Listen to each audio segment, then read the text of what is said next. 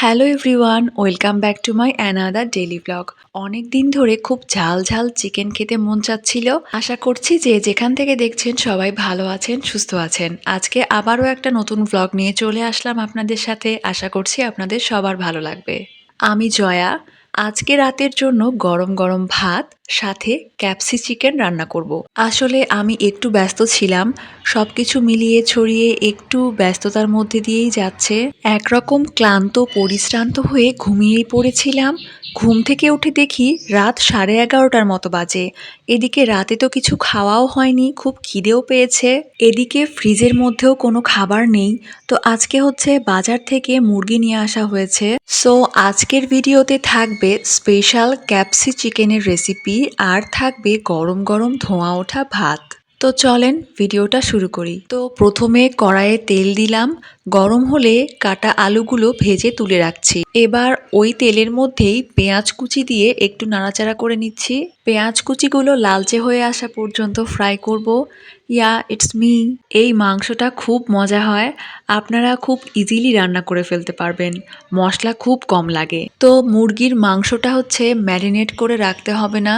চুলার hit medium আঁচে রেখে আমি চিকেনটা দিয়ে দিলাম, কয়েকটা কাঁচামরিচও অ্যাড করেছি। টেস্ট অনুযায়ী আমি এখানে সল্ট দিয়ে দিচ্ছি। তো এবার সবকিছু দিয়ে ভালো করে নেড়ে নিচ্ছিলাম। আর এদিকে আমার এত বেশি ক্ষুধা পেয়েছে যে আমি আর ওয়েট করতে পারছিলাম না। এখানে আমাকে দেখেই বোঝা যাচ্ছে যে আমার খিদে পেয়ে মুখ চোখ একদম শুকিয়ে গেছে। সো এবারে আমি টমেটো কুচি দিয়ে দিলাম। টমেটো দিয়ে আমি চিকেনের সাথে ভালো করে কষিয়ে নিচ্ছিলাম। এরপর হচ্ছে যে আমি গুঁড়া মশলাগুলো অ্যাড করছি। এখানে আমি হলুদ গুঁড়া, মরিচের গুঁড়া, জিরা গুঁড়া এগুলো সব দিয়ে ভালো করে মিশিয়ে নিচ্ছিলাম। অ্যান্ড আমি এবার এর মধ্যে ভেজে তুলে রাখা আলুগুলো দিয়ে দিলাম। এটার মেইন ঝালটা ক্যাপসিকাম, চিলি ফ্লেক্স এগুলো থেকেই আসবে।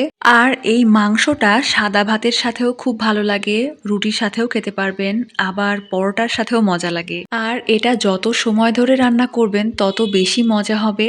আমার মনে হয় 30 মিনিট করলেও হবে।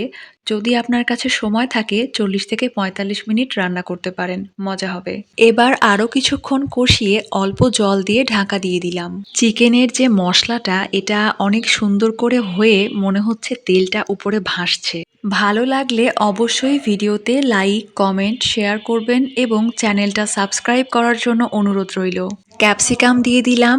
এখন কিন্তু চুলার হিটটা আমি একদম মিডিয়ামে রেখেছি। তো ক্যাপসিকাম দিয়ে একটু কষিয়ে নিয়ে আমি গরম মশলার গুঁড়া দিয়ে দিলাম। আমি আরেক পাশে চিলি ফ্লেক্সটা রেডি করে নিচ্ছি। তার জন্য আমি একটা ফ্রাই প্যানে শুকনা মরিচ দিয়ে এরকম করে ড্রাই রোস্ট করে নিচ্ছি। দেন আমি এরকম একটা হামানদিস্তায় এগুলোকে সুন্দর মতো পিষে নিয়েছি। ব্যাস রেডি হয়ে গেল আমার চিলি ফ্লেক্স। এবার চিকেনের মধ্যে আমি এই চিলি ফ্লেক্সগুলো দিয়ে দিচ্ছি। তো এটা হচ্ছে আমি অনেক সুন্দর করে রান্না করছিলাম। ভিউয়ার্স, দেখেই মনে হচ্ছিল খেতে অনেক মজা লাগবে। সো আমার রান্না করা হয়ে গেল ক্যাপসি চিকেন। তো লেটস সি এখন হচ্ছে যে ক্যাপসি চিকেনটা সার্ভ করার পালা। সো আমি দেরি না করে সাথে সাথেই রান্না করে খেতে বসে পড়েছি। চাইলে আপনারাও ট্রাই করতে পারেন। আর এই চিকেনটা খেতে ভীষণ মজা, প্রচন্ড ঝাল হয়েছে। আমার মতো যারা ঝালখোর আছেন তাদের জন্য পারফেক্ট একটা মুরগির মাংসের রেসিপি। আমারই তো খেয়ে একদম ঘাম ঝরে গিয়েছিল।